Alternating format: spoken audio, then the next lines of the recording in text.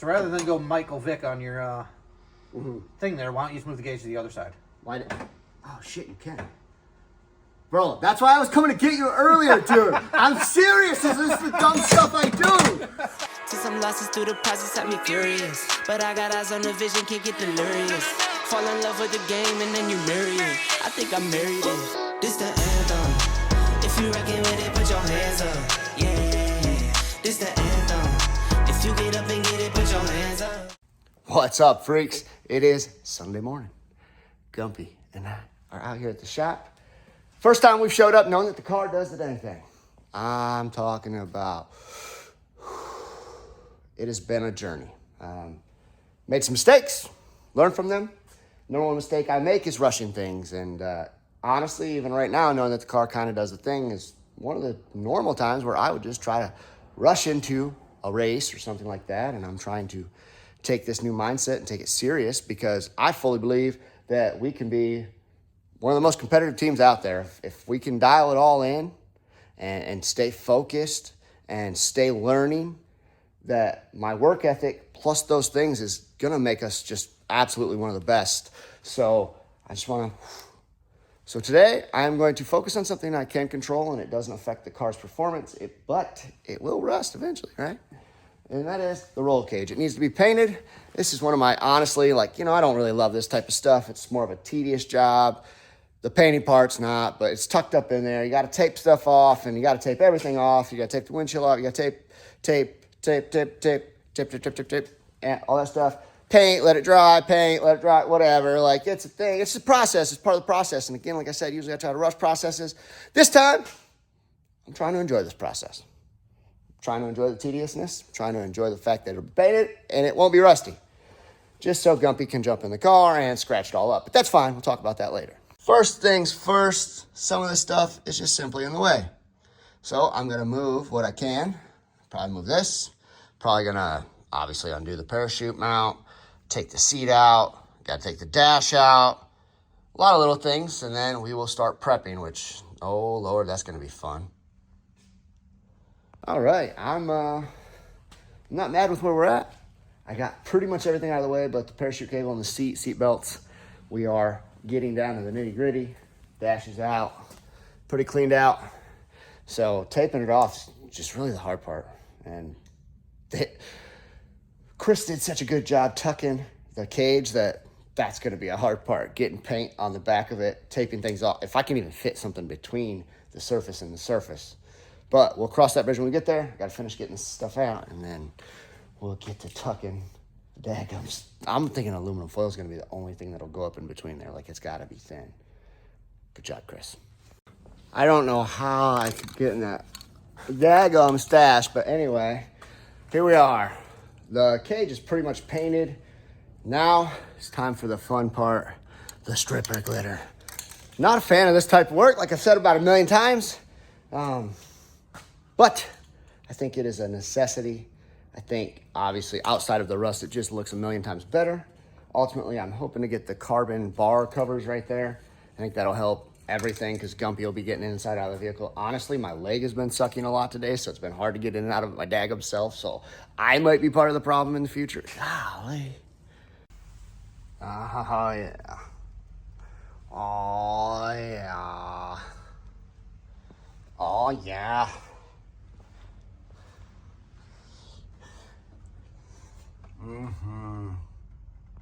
Since I've basically been talking to myself about this problem for 6 hours, might as well record it to myself.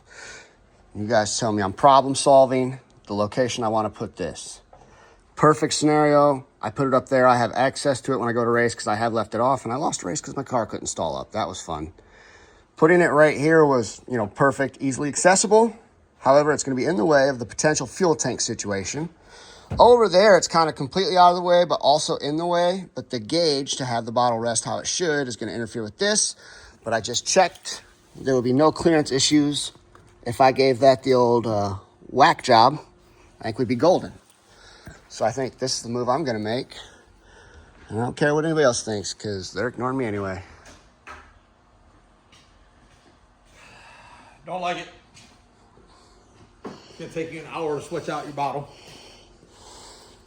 In between rounds, you're going to be like, oh my God,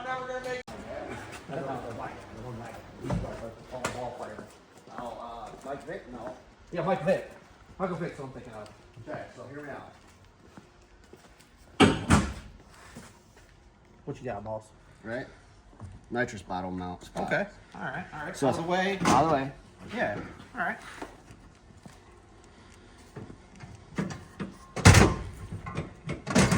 Right? Yeah. Minus. Right? Just because, like, if this, when it's well, tight, will be like that. So my question is, just hear me out real quick. Yeah. So rather than go Michael Vick on your thing there, why don't you just move the gauge to the other side? Why? Oh shit! You can. Bro, that's why I was coming to get you earlier, dude. I'm serious. This is the dumb stuff I do. I'm serious, bro. That's why. Can we show the people what you're about ready to do, please? So I went and got the Tanya Harding, and I was about to do some clearance over here Some persuasion. on this wheel. Dude, okay, maybe I should not work on anything else, because I swear I fast glanced at this and I'm like, oh, that's the only option, because that's for a blowdown tube if you need one, right? Which technically you're supposed to have one. Right? Right? Not if you need one. You're supposed to have one. So, have one NHRA or IHRA. so if you need one, that's... When you add your So anyways, in drag racing, you need one. So this is for the burn down tube that's supposed to have that I don't have. Anyway, I don't know how I didn't see that. Yeah, I mean, It's been a long day. you know it didn't work.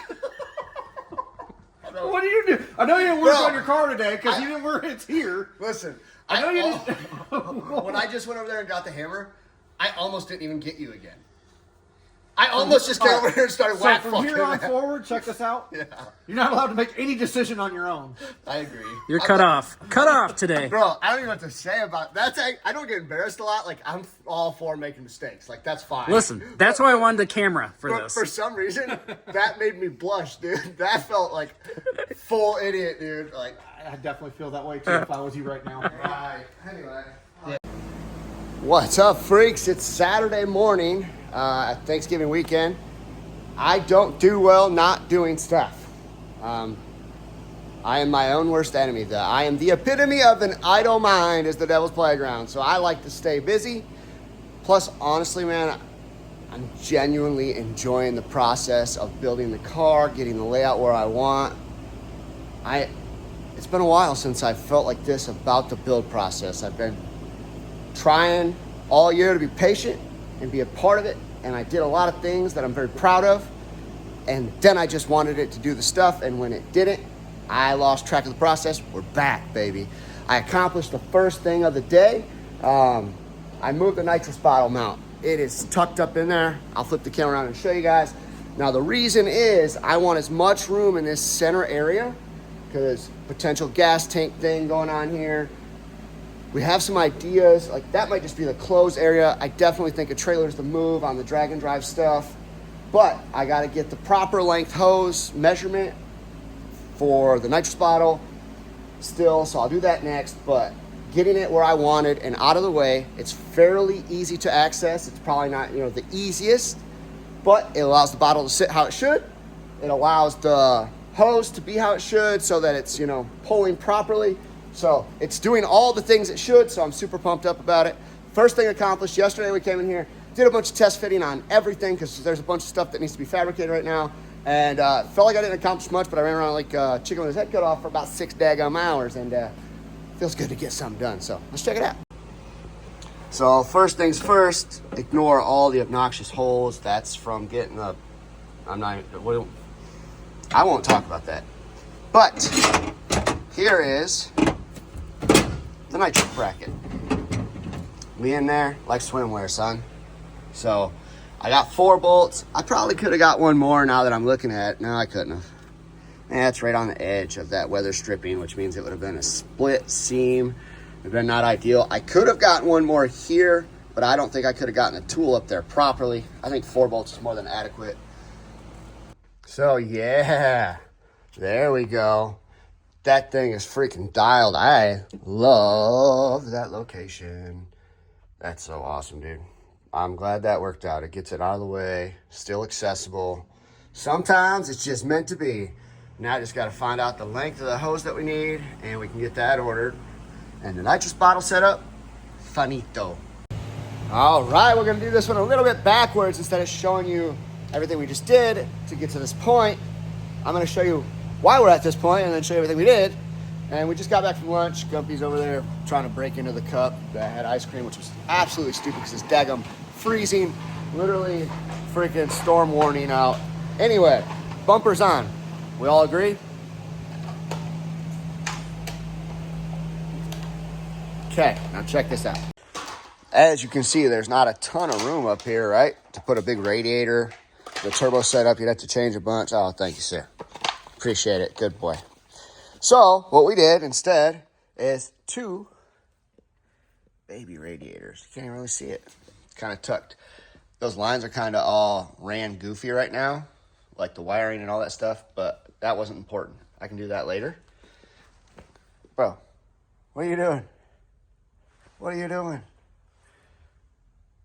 Get wild at me. So without the bumper on now, you can see that we got a baby radiator over here too. Excuse me. This is obviously just a temporary job to hold it in place and make sure everything fit. Again, that goes down to the radiator on that side, and then that side, or the water pump, goes to the other side. Yeah, pretty good clearance.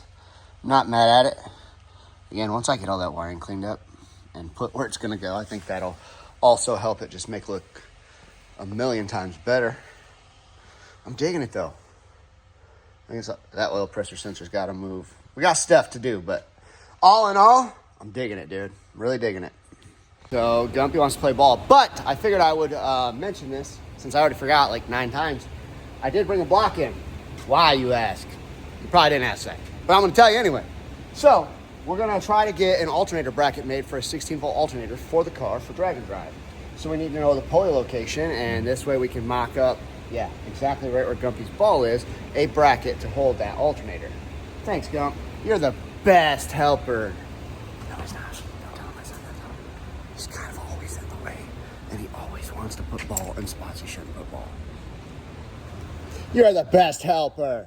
Okay, so my question is, help me figure out the layout for the new CO2 / dome sensor / well, it's not Good news. Nashville, Good news is here is you already got the housing cap and a line coming off it. I've seen it That's on the right here. Boom, and it comes over to here. Yep. This will now get moved to your T that goes to your low. So right here, it'll hook up to your right here. Okay. You disconnect this line, Yep. hook this line to there. So now both your lowers now have boost pressure. That's what opens the gates. Okay. Your 2 lines at T right here, your upper right here, they come up here, will go on to, if you flip that paper over, will go to the out right here to the wastegate, right? Yep. And then on the, when your new module's here, you'll have your pressure come into the end. And that is literally on the plumbing side of it. That's it. That's it. Okay. So your sensor will go here. Yep. We move that one line, which is more than long enough to do what you need to do. This line's already long enough. So really, I say we still put it right back here. I like the location. You got 2 of the 3 wires needed at your valve here, right? Yep. We know that we have some more wiring over because you got an aux, Yep. which I'm assuming you can, or outputs probably. So one of those wires will go to add to there. I actually want to pick your brain. We'll wait. But I'm trying to get a list of everything that's going to be added to the engine bay. Yep. So another fan for the other radiator. The sensor. That's got to be, wiring. now keep in mind, your fan has to run off a relay. It can't run directly off the ECU. You got to Right. trigger a relay. Okay. But I want to come up with like more of a layout. I want to decide if we should get everything in the wiring working first, then I tear the harness out, because then we got everything, right? Yep. So that makes sense. So we might cut some loom off where they have everything like tucked away and hid. Yep. And we'll add some plugs there, some Deutsch plugs. And what we'll do, probably for the time being, like with your secondary fan that we're going to do, we're going to be fitting an alternator to your car. Yep. So what we'll do is probably run the main power from that secondary fan to the alternator to a relay that's out under the hood. Yep. You got this aux plug here. We got 2 outputs. One output will go to your new boost control. One output will trigger the relay for your fan. So that's kind of covered. So then we got to come up with 3 wires which is easy. We need a 5-volt sensor trigger power. Yep. A ground. Yep. And then your sensor kickback or your feedback for your sensor. And that'll be for your dome control. Silly question. Yep. Do I still use that map sensor? The map sensor, that still reads boost for what's in the engine. Right. Yes, Just make sure. absolutely. I just wanted to make sure. Which we're gonna get rid of that. Like, so here's what I want to tell you. Your sensor's remote mounted on this little chunk of rubber right here. Yeah. You see how I can pinch that rubber off? Yep. I want you to move that either into a hard mount where it screws right in here. Like put a 90-degree fitting in this, where my finger's at, there's a fitting hole. Yep. Put a 90-degree brass fitting, and I want, or 45, and I want you to screw the sensor in so it is solid mounted to the intake. I don't like, I didn't even know that was there till you pointed out. I would have yelled at you before because that line blows out and blow your, you know why? Don't know you got boost. So now you're at 30 pounds of boost, that line blows off, or breaks, or burns through, right? What happens is, your engine still has boost. The ECU thinks you drop back to atmospheric pressure, right? So all your fueling goes to what? Atmospheric pressure levels. Therefore, Yeah. so, but anyways, we want to move that to a solid mount, which will it'll have to clean it up, I think. But you see how that sensor is? That map sensor is the same thing as what your dome sensor is going to be. It's going to be 3 wires. The same plug actually. So, and we can, in this harness, there'll be a 5-volt sensor ground. Yep. A 5-volt, a sensor ground, and another sensor input, and we just got to tell your computer which ones we're using. Sweet. Easy peasy. What are you guys doing? I know what you're doing, but He's adding CO2 boost control. Yeah. I'm slowing down first of all, but yeah, we're adding CO2. We're gonna just get it. I think it's best to just get it in drag and drive trim. Drag and drive trim. I wouldn't do the bulkhead until we're done, because you never know what you 'cause might I'm gonna add. add and take away. Even us, like we had to change things after I got done. It coolant made me pressure mad. sensor. as Coolant well. pressure, yeah, which you can tap. Oh yeah, I was gonna ask you. Oh. Yeah, it's already there. There's a spot. Yeah. Yeah. So you got that's to add a the sensor there, which will be the same thing. 5 Flex volt. fuel sensor. What's your No, opinion? I don't like them. I don't mind them for reading the fuel. Okay. I like them for You guys testing. just pull fuel and switch maps. Yeah, if you go hit the street and we put a gas, I just put a different. I build a gas tune and I have an 85 tune, whatever. I just know that sometimes it's not ideal to But find. we don't want this running down the track with anything. So we else got in it. one problem to solve that I just remembered. What's that? I have a 5-gallon gas tank. That's gonna be fun. So do you put a maybe a different tank in the rear for drag and drive, and switch to a smaller intake pump that you use for driving? Put one dry brake, line goes up there. Use the same injectors and rail.